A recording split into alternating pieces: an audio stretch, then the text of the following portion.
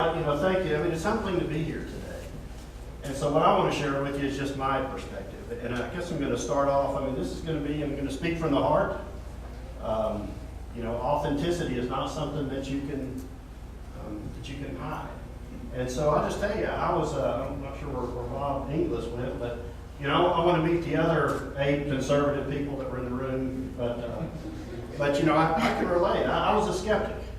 And so I guess I'm going to share my perspectives just from, what I've seen over the last few years. My box was pretty small. I grew up in Texas. Worked in the textile industry my whole life. I'm an engineer, FFA, I drive a truck, I'm a husband, I'm a father, Southern Baptist, chew tobacco, all that good stuff, but, and a conservative. And so, but I was too busy chopping wood to sharpen my axe. We all kind of get, we get busy doing our job. And so I've been involved though with energy management and environmental compliance for almost my whole career. But was still a skeptic. And so then this distinguished group here on the second row, Wake Forest University, Master of Arts in Sustainability. So I go from a small box to the far right to a liberal arts and science, Master Sustainability. And so somewhere in the middle, my Kool-Aid changed from like red to green. So it's kind of this shade of brown. But anyhow, one thing that was a takeaway from me was that, man, if I can do it, there's a lot of other people that can too. I drove a Leaf for 3 years. And not because, and you asked me what was the motivating factors. I talked to my buddies in the plant in Smyrna, Tennessee, where they make them. And when I did the analysis, it was the right thing to do from a financial standpoint. And so, to go from driving a Z71 pickup truck to driving a Leaf, that's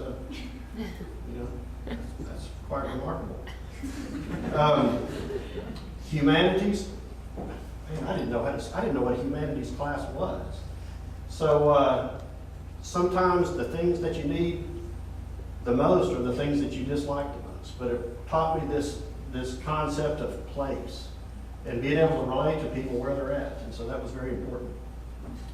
Because one thing we'll learn about sustainability is it means different things to different people. And so you've got to contextualize that. You've got to be able to articulate what it is you're meaning. And it's all about timing, so you've got to be ready and prepared when that moment comes. So with that, why do we do it? Lots of different reasons, but I'll put a few up here just simply from a business standpoint. But you see up there on the quote from, that's a quote from Steve Bradsby's, who's the Chief Merchandising Officer for Walmart. This is, if you go to their YouTube Gigaton video, you'll see that. But a quote from him is that, we want sustainable growth. We need sustainable growth. And we also know that customers, especially millennials, are going to recognize and reward companies that do this the right way. So Walmart cares, our partners care, consumers care. Their reputations matter. Our reputation matters. I always like to use the words, Bhopal, India, so half of you kind of rule out, who does that word mean something to. But in the blink of an eye, things change.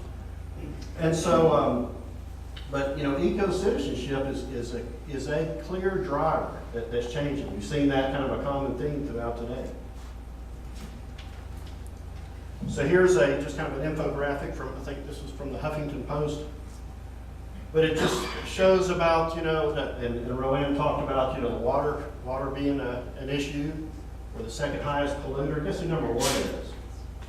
It's oil and gas, is what I guess from this article. You see from a labor standpoint, social, and then solid waste.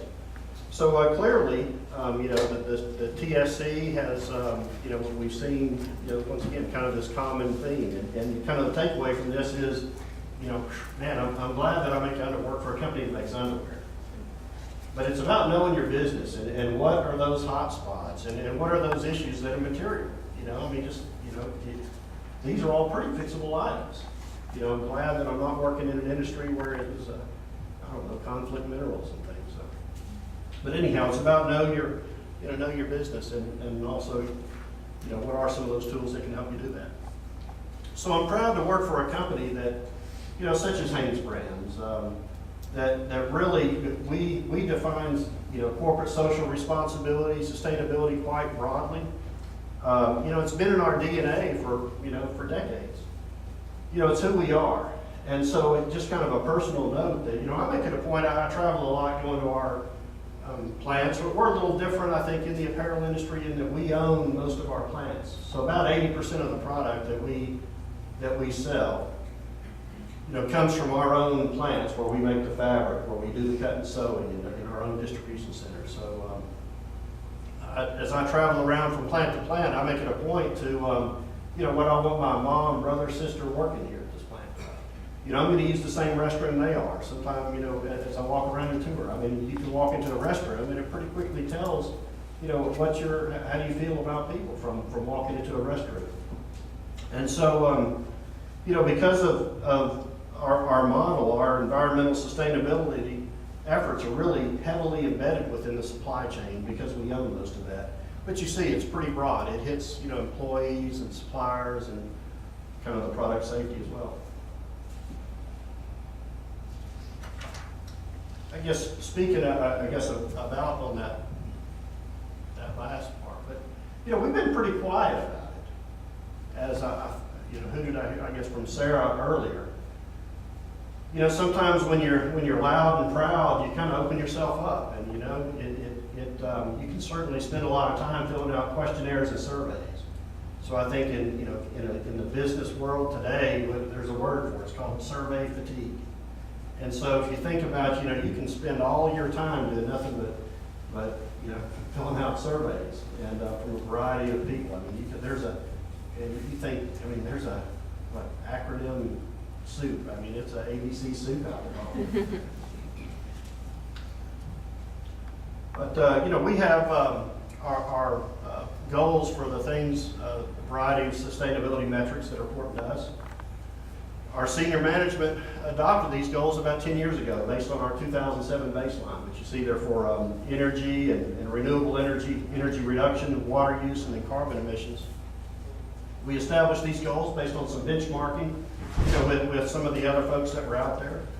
And we've made great progress on this, but it's the old, whoever got kids, but there's a book like Give a Mouse a Cookie, and so you give them make pretty good performance, and we hit our goals in 2012, and hey, let's double down, let's see how good you are. I don't think you're done yet. And so we've got some pretty aggressive goals you see out there towards 2020. I want to mention down here on the bottom, that a lot about Energy Star. That for us, we're an Energy Star partner, and I want to say it's a free program. But it's kind of like, who all's been to Washington, D.C. where you tour the Capitol? You don't have to pay, but it's the most expensive free tour you've ever been on, kind of thing. But so Energy Star is a government program that's administered through EPA. It doesn't cost you anything to join. It's voluntary. But it really opens up, for businesses, it opens up a network of industrial partners. There's some big name companies out there that you get to interact with and share best practices from. But we've had good success with that. We've invested a lot of money in our plants. So this is just an image of a plant of a large campus that we have in El Salvador that makes socks, activewear, fleece, jersey type products, biomass fueled combined heat and power plant. We're not out buying wrecks, and we're doing it kind of the old fashioned way. And it's hard.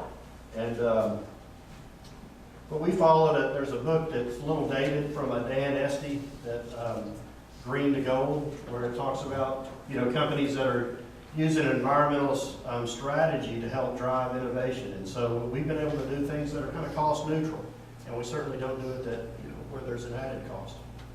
But it's tough and it's challenging. This plant has a geothermal electricity supply off the grid, or we contract, direct contract.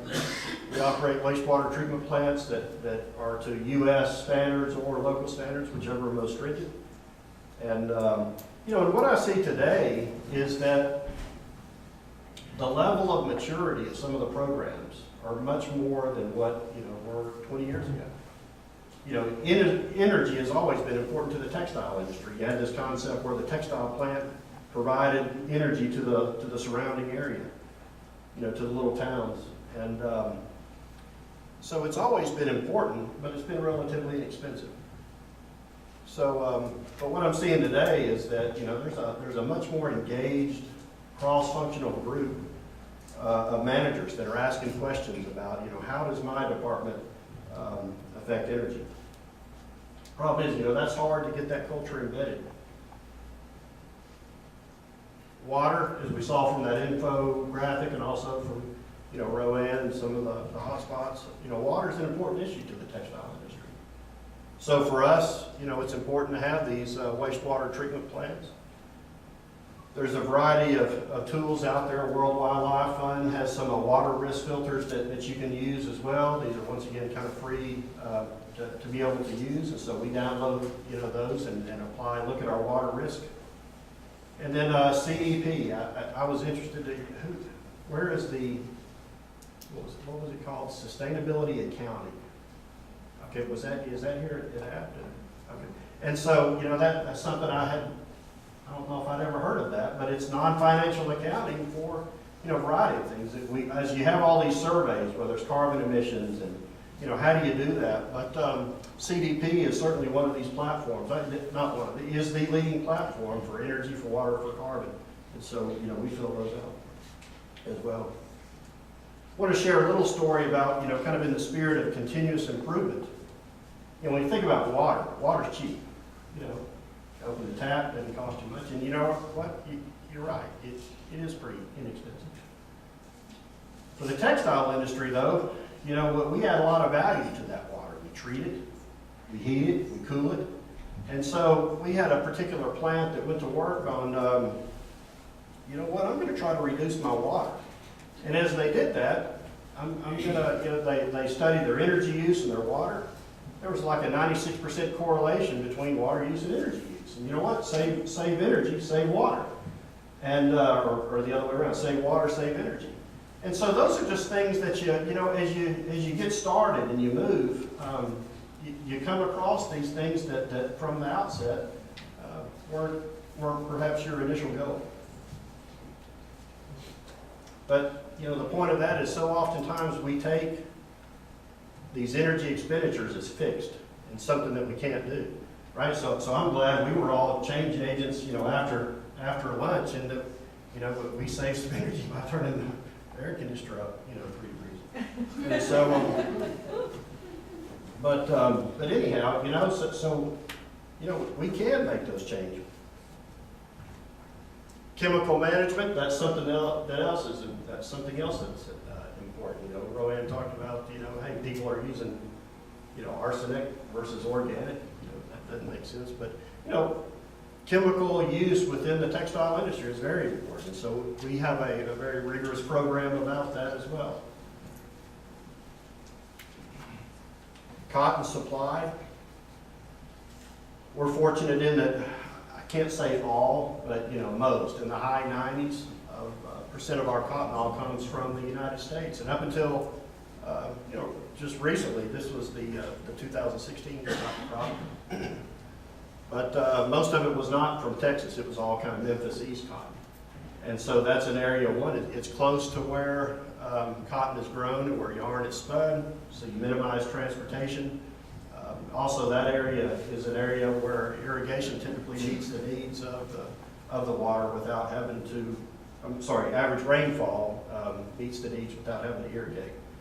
But, last year was an unusual year, so the cotton crop in North Carolina and South Carolina was almost total loss. And so as a result of that, we had to go to Texas and get some Texas cotton. And, it's a change. Texas cotton has different characteristics of manganese, and so it dyes differently, it costs you money. plus extra transportation. But kind of the point of this is, just understand that total supply chain. As Sarah said earlier, most of the impacts are within your supply chain. What are the NGOs out there that are credible that you can partner with? Recycling, that was something else that was important. Talk about most textiles do end up in the landfill. So we worked with a team of students from Wake Forest on a zero waste project, just to help us identify what our streams were, what our waste streams were, and try to quantify that. But for us, you can't argue. It's something, if you recycle something, one, you're not paying for it to go in the landfill. Two, there may be some revenue to it. So for us, total, you just cannot have an argument against that. And so often you see this in sustainability when people talk about, well, what's the business case for this? Well, they're pretty easy to find. And these are pretty good wins. I think I challenge you at home. You go look at your trash can at home. What are you throwing away that you don't need to? And can you recycle some things versus not? From a circular economy standpoint, we've looked at, we do recycle a lot of our, or not a lot, it's been about 6 million pounds of, or I guess 3 million pounds of recycled polyester goes into our product, into fleece, into our sweatshirts. And then we recycle some cotton that goes into some of our sock products as well. And then, what's I think different about us is that we really value the social side of things. We sell our waste to recyclers and then use that money and invest it back in the community. But, these are, since we own most of our supply chain, these are our communities, these are our people. And so these are our children. And so it's very important. So you see from education, from kind of environmental aspects, planting trees, and then from doing some medical support, we partnered with, once again, just Wake Forest is there in town, the medical school, and we've been on, I think, six surgery journeys into Central America and Caribbean regions. So share a little short video with you about it, and then that's all I got.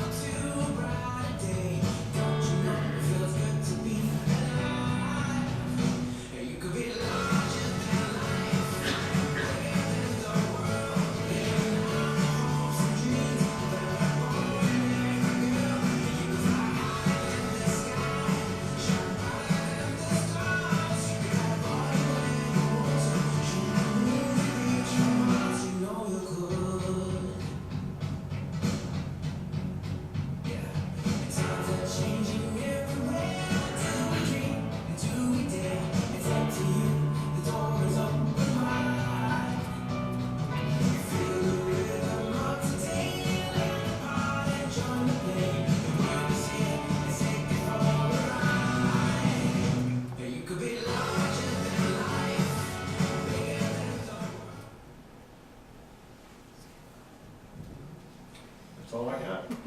Thank you.